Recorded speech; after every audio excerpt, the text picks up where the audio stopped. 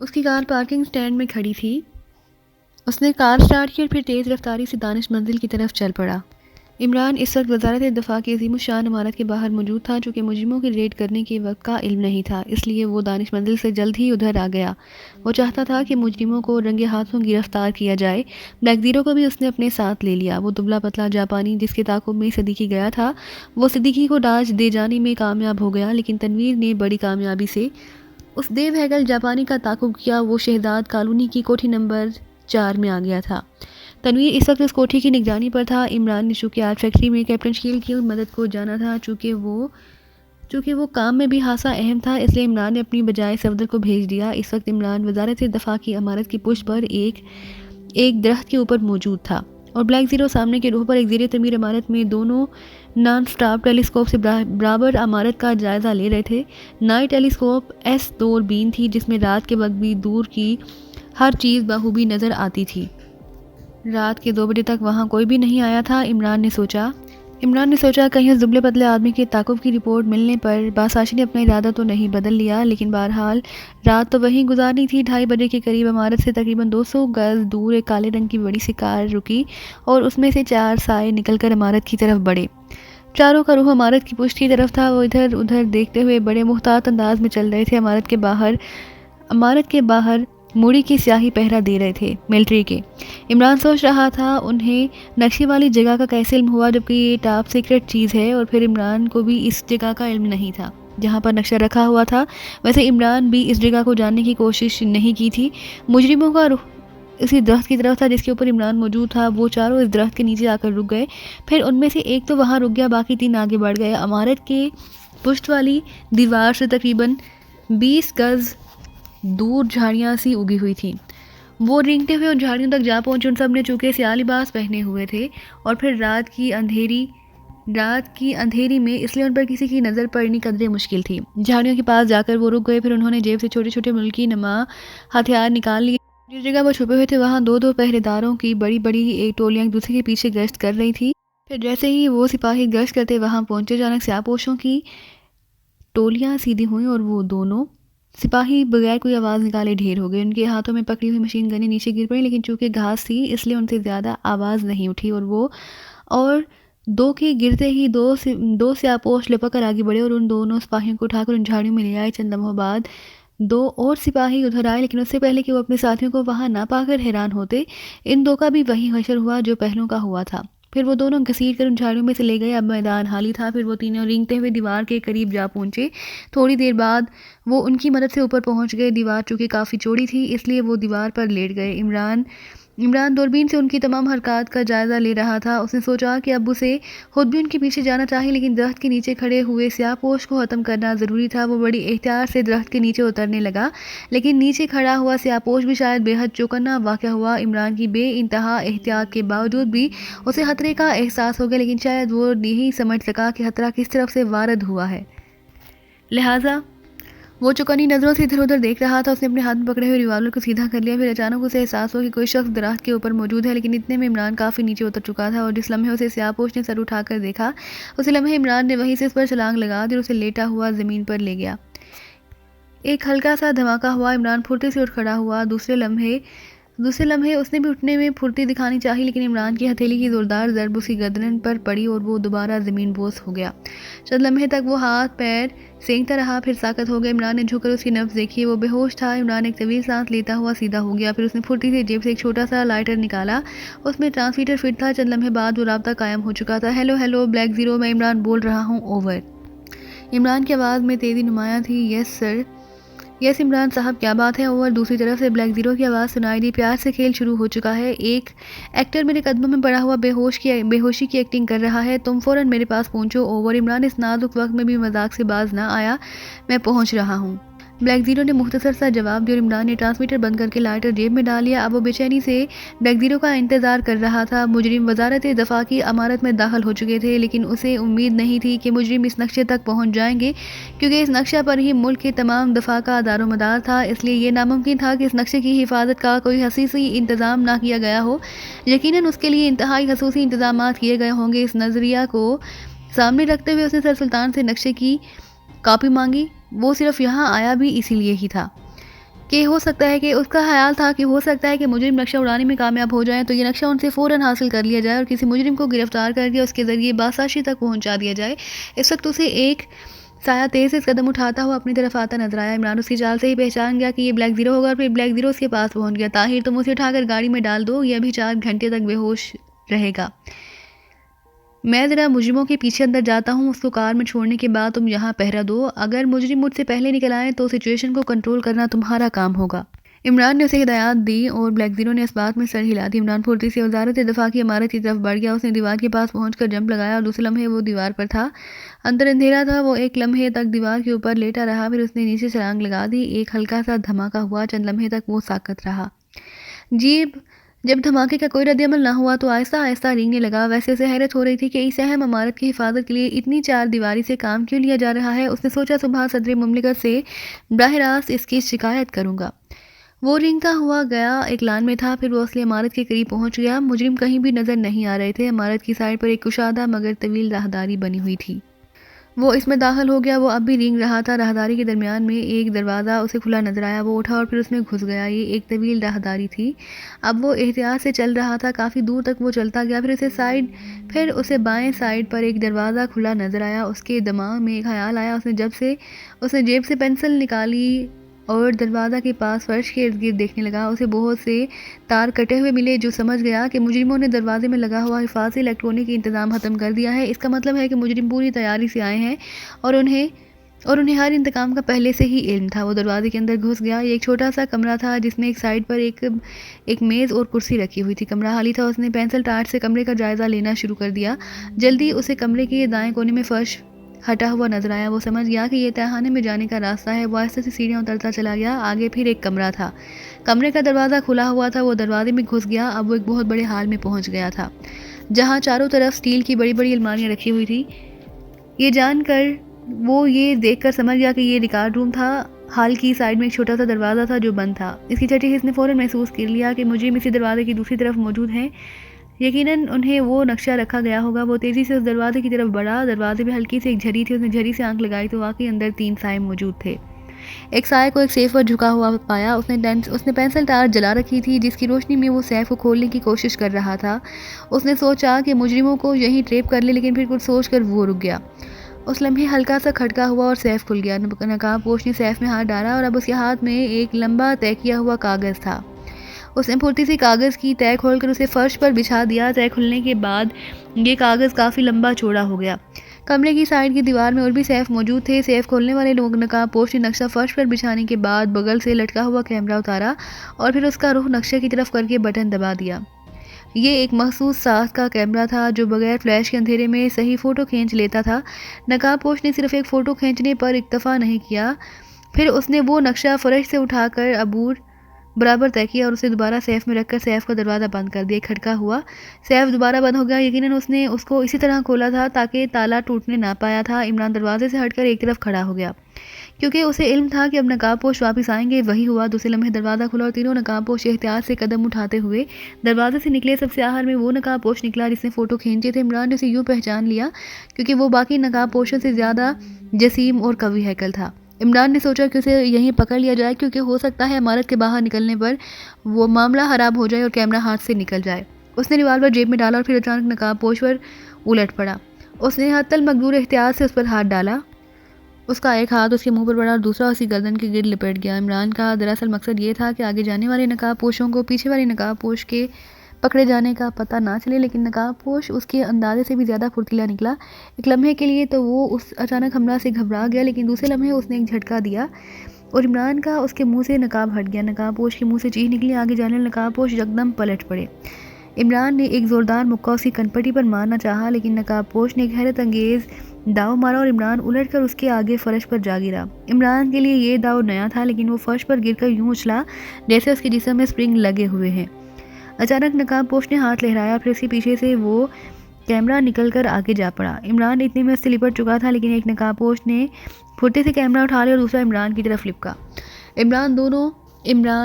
फिर वो दोनों एक दूसरे से लिपटे हुए दीवार के साथ रखी हुई एक अलमारी से टकराए। एक धमाका हुआ और दूसरा नकाबपोश के साथ साथ इमरान के लिए भी हैरत अंगेज़ था, क्योंकि अचानक हाल रोशन हो गया और पूरी इमारत तेज़ घंटियों की आवाज़ से गूंजने लगी। यकीनन इस अलमारी पर भी हिफाजती निज़ाम लगा हुआ था।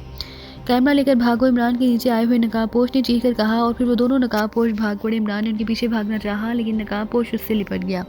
इमरान का गुस्सा आ गया और फिर दूसरे लम्हे उसने उसकी गर्दन पर ज़ोरदार मुक्का मारा और नकाबपोश की गिफ्ट ढीली पड़ गई। इमरान उछलकर उसकी गिफ्ट से आज़ाद हुआ, फिर तेज़ी से उन नकाबपोशों की तरफ भागता हुआ हाल से निकल गया। फर्श पर पड़े हुए नकाबपोश की गर्दन टूट चुकी थी। इमरान सीढ़ियाँ चढ़ता हुआ ऊपर वाले कमरे में आया और फिर वो अंधाधुंध भागने लगा।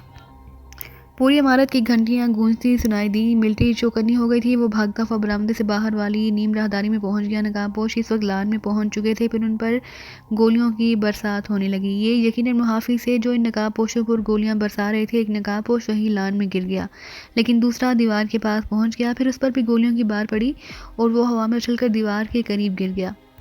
लेकिन दूसरे लम्हे उसका हाथ उठा और कैमरा तकरीबन उड़ता हुआ दीवार के पार सारा लान सुरह लाइटों से रोशन था। उधर इमरान जैसे ही बरामदे में पहुंचा, उसके गिर्द मशीन गन्नों का हाला बंद गया। वो एकदम रुक गया। ये मुहाफिज थे।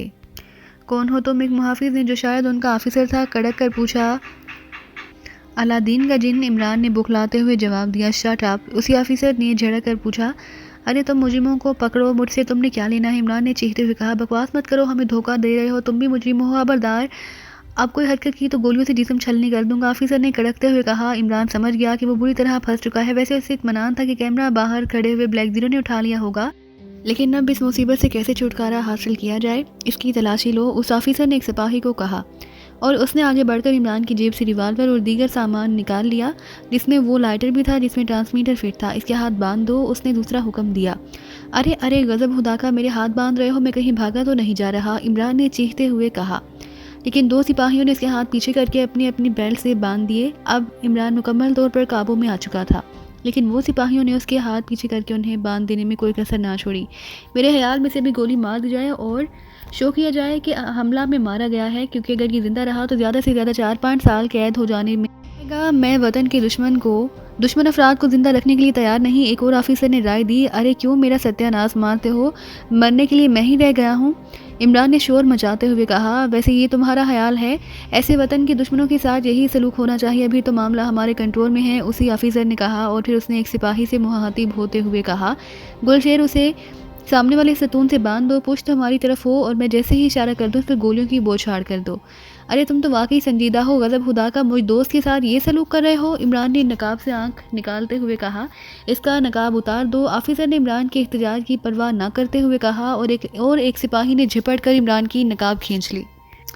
तो ये सूरत होती है गद्दारों की, ऑफिसर ने हकारत आमेज लहजे में कहा। चलो बांधो इसे। और सिपाही इमरान को मशीन गन की नालों से ठोका देते हुए सतून की तरफ ले चले। इमरान ने सोचा कहीं ये पागल वाकई ये सब कुछ ना कर गुजरे। उसके चेहरे पर यकदम गहरी संजीदगी छा गई। वो रुक गया। ऑफिसर, मैं तुम्हें हुक्म देता हूँ कि मेरे हाथ खोल दो और फ़ौरन वजारत दाखिला के सेक्रेटरी सर सुल्तान से मेरी बात कराओ। इमरान के लहजे में इंतहा से ज़्यादा संजीदगी और वक़ार था। ऑफिसर उस लहजे से एक लम्हे के लिए ठटका, लेकिन फिर छूट पड़ा। बकवास मत करो, मैं तुम्हें एक लम्हे की मोहलत नहीं दे सकता, चलो सतून से बंद हो, उसने सिपाहियों से कड़कते हुए लहजे में कहा। तुम्हारा दिमाग खराब हो गया है, तुम जानते हो मैं कौन हूँ? इमरान ने गुस्से से कड़कते हुए कहा। उसके लहजे में बेपनाह काट थी। मैं जानता हूँ कि तुम मुल्क के मुजरिम हो, ऑफिसर ने जवाब दिया। शट अप, मैं तुम्हारी शिकायत सदर मुमलिकत से करूँगा। इमरान का गुस्से से बुरा हाल था। चलो चलो, ज़्यादा बातें ना करो, सदर मुमलिकत से अब क़यामत के दिन बात करना। ऑफिसर का दिमाग वाकई ख़राब हो चुका था। इमरान गुस्सा में बल खा रहा था। वो बुरी तरह फंस चुका था। उसके चारों तरफ मशीन गन्ने थे और उसका पाला एक पागल ऑफिसर से पड़ गया था। उसके वहमो गुमान में भी नहीं था कि मामला ये सूरत भी इख्तियार कर सकता है। तुम उन्हें फ़ोन तो कर लो, बाद में बेशक मुझे गोली मार देना, इमरान ने अचानक नरम पड़ते हुए कहा। इस वक्त सर सुल्तान को फ़ोन करके मैंने जेल जाना है, ऑफिसर ने उस लहजे में कहा। उस पर भी शायद जिद सवार हो गई थी। इमरान की समझ में नहीं आ रहा था कि इस सिचुएशन को कैसे कंट्रोल करे। अजीब पोजीशन हो गई थी। उसे यकीन था कि ये पागल ऑफिसर उसके मातहत उसे गोली मार देने से भी दुरेग नहीं करेंगे। वो गुस्से से होंठ काट रहा था। उसे अपने आप पर भी गुस्सा आ रहा था कि वो क्यों अकेला मुजरिमों के पीछे पड़ा। क्यों ना उन्हें मुहाफिजों के जरिए मुजरिमों को पकड़वाया जाता। इतने में मुहाफिज उसे मशीन गनों से धकेलते हुए सतून के पास ले गए। मैं कहता हूँ ऑफिसर, तुम एक बार फ़ोन तो करो, तुम एक भयानक गलती कर रहे हो, ऐसी भयानक गलती जिसकी नज़ीर शायद दुनिया में ना मिले। इमरान ने एक बार फिर उसे समझाने की कोशिश की, लेकिन ऑफिसर का शायद वाकई दिमाग खराब हो चुका था। बांधो इसे, इमरान ने सोचा कि अब खुद ही कुछ करना चाहिए, लेकिन उसके हाथ बेल्ट से मजबूती के साथ बंधे हुए थे। और फिर एक नहीं 30-40 मशीन गन्ने, वो क्या कर सकता था? ये ऐसी सिचुएशन थी कि उसकी रेडीमेड खोपड़ी भी जवाब देगी और दूसरे लम्हे वो रस्सियों से सतून से बंधा खड़ा था। ऑफिसर और सिपाहियों की तरफ उसकी पुश थी। मौत उससे सिर्फ एक लम्हे के फासले पर थी। अभी ऑफिसर ने इशारा करना था और उसके जिस्म में मशीन गनों की सैकड़ों गोलियां गुजर जानी थी। उसने सोचा, क्या वाकई उसकी मौत अपने ही हम वतनों के हाथों लिखी जा चुकी है। उधर ऑफिसर ने जेब से रुमाल वाला हाथ ऊंचा किया। सिपाहियों ने मशीनें सीधी कर ली। उनकी उंगलियां ट्रैगरों पर तन गई। ऑफिसर की आंखों में चमक थी। उसने रुमाल नीचे करना था और इमरान पर गोलियों की बारिश हो जाती। Ready, 1 2 3 fire. और फिजा पे दर पे धमाकों से गूंज उठी। ब्लैक ज़ीरो बेहोश से आगोश को उठाकर अपनी कार में डाल आया और फिर उसके बाद वजारत दफा की इमारत को रिवाल्वर के पास आकर छुप गया। उसका ख्याल था कि मुजरिम यकीनन भागते हुए यहीं से गुजरेंगे। काफ़ी देर तक वहाँ दम साधे पड़ा रहा। इमारत में मुकम्मल खामोशी तारी थी, जो ब्लैक ज़ीरो को कुछ गैर फितरी सी महसूस हो रही थी। जैसे तूफान आने से पहले एक भयानक और पुरअसरार खामोशी छा जाती है। उसके असाब पर न जाने क्यों एक अजीब सी बेचैनी भागी। उसका दिल कह रहा था कि अभी कुछ ना कुछ होने वाला है। वो खामोशी से वहाँ पड़ा हालात के वकूफ़ पजीर होने का इंतज़ार कर रहा था। अचानक उसे एक झटका सा लगा, क्योंकि भयानक खामोशी का तलिस्म तेज़ घंटियों की आवाज़ से दरहम बरहम हो गया और उसके साथ ही इमारत पर लगी हुई हसबे सर्च लाइटें जल उठीं। चंद लम्हे बाद लगातार भेजने वाली सीटियों की आवाज़ों ने मामला कुछ और पुरअसरार बना दिया और फिर अचानक अंदर से मशीन गनों की फायरिंग की आवाज़ें आनी शुरू हो गई और साथ ही तेज़ किस्म की चीखें गूंज उठीं। ब्लैक ज़ीरो समझ गया कि मुहाफिजों और मुजरिमों में ठन गई है, लेकिन इमरान कहाँ है और किस सिचुएशन में है, इसका वो अंदाज़ा ना लगा सका। वैसे उसे मुकम्मल यकीन था कि इमरान हर किस्म की सिचुएशन पर काबू पाने की सलाहियत रखता है। अभी वो इमरान के मुतालिक सोच ही रहा था कि अचानक कोई उड़ती हुई चीज़ दीवार की परली तरफ से उसके करीब आ गिरी। ब्लैक ज़ीरो ने लिपक कर उठाया तो ये एक छोटा सा कैमरा था। यकीनन अंदर से फेंका गया होगा। वो सोचने लगा कि इसका मुजरिमों से क्या ताल्लुक हो सकता है। फिर उसके दिमाग में जैसे रोशनी का एक झमाका सा हुआ और वो सब कुछ समझ गया। यकीनन मुजरिमों ने नक्शा उड़ाने की कोशिश की। उसका फ़ोटोग्राफ लेना बेहतर समझा और फिर मुहाफिजों से ठन जाने के बाद उन्होंने ये कैमरा इसलिए बाहर फेंक दिया कि उनका साथी जो बाहर रह गया था वो कैमरा लेकर फरार हो जाए। लेकिन ये तो उन्हें मालूम ही नहीं था कि बाहर की सिचुएशन में भी तब्दीली आ चुकी है और कैमरा मैन के साथी की बजाय ब्लैक ज़ीरो के हाथ लग जाएगा। असल चीज़ तो उसके हाथ लग चुकी थी, लेकिन इमरान अब तक इमारत से बाहर नहीं निकला। वो काफ़ी देर तक इंतज़ार करता रहा, लेकिन ना तो इमरान इमारत से बाहर आया और ना ही मुजरिमों का कोई साथी। इमारत में खामोशी थी। सर्च लाइटें बदस्तूर जल रही थी, लेकिन फायरिंग बंद हो चुकी थी। ब्लैक ज़ीरो इतना तो समझ गया कि तीनों मुजरिम मुहाफिजों के हाथों मारे जा चुके हैं, लेकिन सवाल ये था कि इमरान का इस पर क्या भी थी। वो अब तक बाहर क्यों नहीं आया। उसने ट्रांसमीटर पर भी राब्ता कायम करने की कोशिश की, लेकिन कोई जवाब ना मिला। अब उसे इमरान के मुतालिक तशवीश होने लगी कि वो किसी मुश्किल में ना फंस गया हो। चंद लम्हों की कशमकश के बाद ब्लैक ज़ीरो ने भी अंदर दाखिल होने का फ़ैसला किया ताकि इमरान का पता चला सके। उसने इमारत पर चलने वाली दोनों सर्च लाइटों की कारकर्दगी का बागौर जायज़ा लिया। उसने महसूस किया कि वो सर्च लाइटें घूमकर जब वापस जाती थीं तो दोनों के दायरे के दरमियान एक छोटी सी जगह ऐसी थी जहां अंधेरा छाया रह जाता था। उसने इस जगह से अंदर दाखिल होने का फैसला किया। कैमरा उसने एक झाड़ी के नीचे छुपा दिया। वो दीवार के साथ चिमट कर ऊपर पर चढ़ने लगा दीवार पर। फिर थोड़ी सी जद्दोजहद के बाद वो परली तरफ को कूद गया। दीवार की तरफ परली तरफ छोटी छोटी घास उगी हुई थी जिसमें ब्लैक ज़ीरो बेहिस्सो हरकत लेटा हुआ था। सर्च लाइट का दायरा उसके ऊपर से गुजर गया। सर्च लाइट के गुजरते ही उसने तेज़ी से अपनी जगह से हरकत की और फिर फुर्ती से रेंगता हुआ इमारत की तरफ चल दिया। सर्च लाइट से गर्दिश ना बंद कर दिया गया था। शायद इन मुहाफिजों की नज़र उस पर नहीं पड़ी थी। वो इमारत के सामने वाले रुख की तरफ जा रहा था। बरामदे के करीब पहुंचकर वो रुक गया और दूसरे लम्हे वो गैर एहतियाती तौर पर फुर्ती से उठकर खड़ा हो गया और उसने एहतियात को बालाए ताक लेते हुए कहा, क्योंकि उसने इमरान को जिस पोजीशन में देखा वो उसकी तस्वीर में भी नहीं आ सकती थी। उसने फुर्ती से जेब से रिवाल्वर निकाल लिया। इमरान रस्सियों से बंधा सतून के साथ खड़ा था। उसकी पुश बरामदे की तरफ थी जहां 2 ऑफिसर और तकरीबन 50-60 सिपाही मशीन गन लिए खड़े थे। उनमें से एक सिपाही इमरान की पुश की सीध में मशीन गन ताने खड़ा था और एक ऑफिसर ने हाथ में रुमाल उठाया हुआ था। इमरान का चेहरा चूँकि ब्लैक ज़ीरो से साइड में था, इसलिए वो उस लम्हे इमरान के चेहरे के तासुरात ना देख सका। ब्लैक ज़ीरो इमरान की सिचुएशन देखकर गुस्से से सुरख हो गया। उसको इस वक्त फौरी तौर पर किसी एक्शन की ज़रूरत है, वरना मामला खतरनाक सूरत भी इख्तियार कर सकता है। चनांचे उसने रिवाल्वर सीधा किया और दूसरे लम्हे फिजा पे दर पे धमाकों से गूंज उठी। ब्लैक ज़ीरो ने लगातार 4 गोलियां चलाई। 3 गोलियां 3 सिपाहियों को चाट गईं जो इमरान पर मशीन गन ताने खड़े थे, और चौथी उन ऑफिसर की पसली तोड़ती हुई उसके जिस्म में घुस गई जो हाथ में रुमाल लिए आर्डर दे रहा था। ब्लैक ज़ीरो की इस अचानक फायरिंग से सिचुएशन एकदम बदल गई। सिपाहियों में एक लम्हे के लिए भगदड़ मच गई। वो सब बौखलाहट में तेज़ी से मुंतशिर होने लगे। ब्लैक ज़ीरो ने जंप लगाई और बर्क रफ्तारी से उछलता हुआ इमरान की पुश पर आ खड़ा हुआ। सिपाही मुंतशिर होकर मोर्चे बना रहे थे कि ब्लैक ज़ीरो ने झपट कर मुर्दा सिपाही के हाथ से गिरी हुई मशीन गन उठाई। फिर उसने चारों तरफ घूमकर अंधाधुंध गोलियां बरसाना शुरू कर दी। इसकी और इमरान की पोजीशन इस वक्त इंतहाई नाजुक थी। वो खुले बरामदे में थे, कहीं से भी गोली उन्हें चाट सकती थी, लेकिन इसकी अंधाधुंध चलाई हुई गोलियों की बौछार से सिपाहियों में एक बार फिर हलचल मच गई। ब्लैक ज़ीरो ने एक हाथ में मशीन गन थाम ली और दूसरे हाथ से कोट की जेब से फुर्ती से चाकू निकाल लिया। दस्ते पर जरा सा दबाव देते ही चाकू का इंतहाई तेज फल झटके से बाहर निकल आया। उसने एक बार फिर मशीन की बाढ़ मारी और फिर इमरान की रस्सी काटने में इतनी फुर्ती और तेज़ी दिखाई कि इमरान भी हैरान रह गया। अब इमरान आज़ाद था। इमरान ने आज़ाद होते ही लिपट कर एक और मशीन गन उठाई और इन दोनों ने सतूनों की आड़ लेकर गोलियां चलानी शुरू कर दी। मेरे ख्याल में अब यहाँ से निकलने की कोशिश करनी चाहिए, इमरान ने ब्लैक ज़ीरो से कहा। जी हाँ, ब्लैक ज़ीरो ने मुख्तसर सा जवाब दिया। तो फिर एक ही सूरत है, तुम फायर मारो और मैं भाग कर आगे जाता हूँ। मैं बाढ़ मारूंगा और तुम मेरी पैरवी करना। ब्लैक ज़ीरो ने इस बात में सर हिलाया और उसकी मशीन गन और भी ज़्यादा तेज़ी से गुनगुनाने लगी। इमरान ने जंप लगाया और उछलकर प्लाट में आ गिरा। फिर उसने मशीन गन उठाई और ब्लैक ज़ीरो उसके साथ आ मिला। इस तरह वो दोनों लान में आ गए। अचानक इमरान ने मशीन गन का रुख मेन सर्च लाइट की तरफ कर दिया और दूसरे लम्हे सर्च लाइट के परहच्चे उड़ गए और लान के एक मखसूस हिस्से में अंधेरा छा गया और वो दोनों झुके झुके तकरीबन भागते हुए लान से बाहर हो गए। फिर वो जैसे ही दीवार के पास पहुंचे, दूसरी सर्च लाइट गर्दिश करने लगी। इमरान ने एक बार फिर निशाना सर्च लाइट का लिया और बाकी दूसरी सर्च लाइट को भी काट दिया। फिर दोनों ने जंप लगाया और दीवार से होते हुए दूसरी तरफ जा गिरे। जिससे पहले कि वो उठते उनकी चारों तरफ रिवाल्वर और राइफलों का हसार बन गया। वो पुलिस थी जो अभी भी वहाँ पहुंची थी और उसने इमारत के गिर्द घेरा डाल दिया। इमरान और ब्लैक ज़ीरो जैसे ही बाहर आ गिरे, उन्हें कवर कर लिया गया। स्टैंड अप, मशीन गन फेंक दो, एक पुलिस ऑफिसर ने उन्हें हुक्म देते हुए कहा और उन दोनों ने वक्त की नज़ाकत को देखते हुए मशीन गन ने फेंक कर हाथ ऊपर उठा लिए। ब्लैक ज़ीरो अब भी नकाब में था। इमरान का चेहरा खुला पड़ा था और उनके चेहरों पर टार्चों की रोशनियां डाली गईं। तुम्हारा इंचार्ज ऑफिसर कौन है? ब्लैक ज़ीरो ने उस पुलिस ऑफिसर जिसने उन्हें मशीन गन फेंकने का हुक्म दिया था मुखातिब होते हुए सख्त लहजे में पूछा।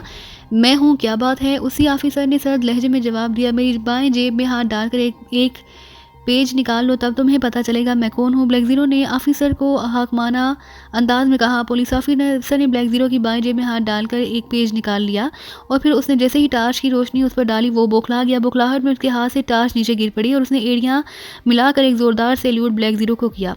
ब्लैक ज़ीरो और इमरान ने एक तवील सांस लेते हुए हाथ नीचे गिरा दिया। ऑफिसर को इस तरह सैल्यूट मारते देखकर तमाम पुलिस वाले भी बौखलाहट में परेशान हो गए। उनके चेहरे शदीद हैरत की वजह से बिगड़ कर रह गए थे।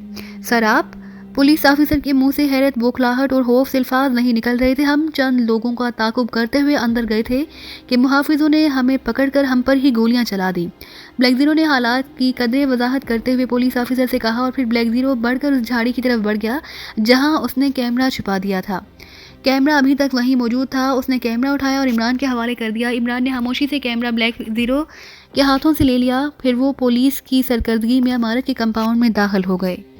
इमारत के मुहाफिजों ने पुलिस को देखकर फायरिंग बंद कर दी और चंद ही लम्हों बाद इमारत आला सरकारी अफसरों से पुर हो गई। वजारत दफा के सेक्रेटरी शिफ्ट, वजारत दाखिला के सेक्रेटरी सर सुल्तान, सर रहमान और उसके अलावा भी मुतअद्दिद ऑफिसर जिनमें मिलिट्री के आला रैंक ऑफिसर भी शामिल थे।